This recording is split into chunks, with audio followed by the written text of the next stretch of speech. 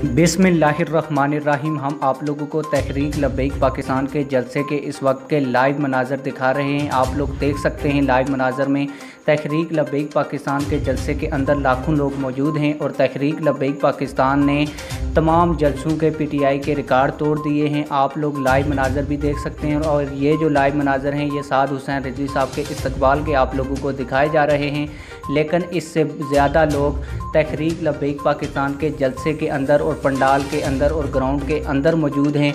जैसे ही हमारे पास ड्रोन मनाज़र आ जाएंगे तो हम आप लोगों को तहरीक लब्बैक पाकिस्तान के जलसे के ड्रोन मनाज़र भी दिखा देंगे, जिस फुटेज से आप लोग बासानी ये अंदाज़ा भी लगा सकेंगे कि तहरीक लब्बैक पाकिस्तान के नारोवाल में होने वाले जलसे में कितने लोग मौजूद थे।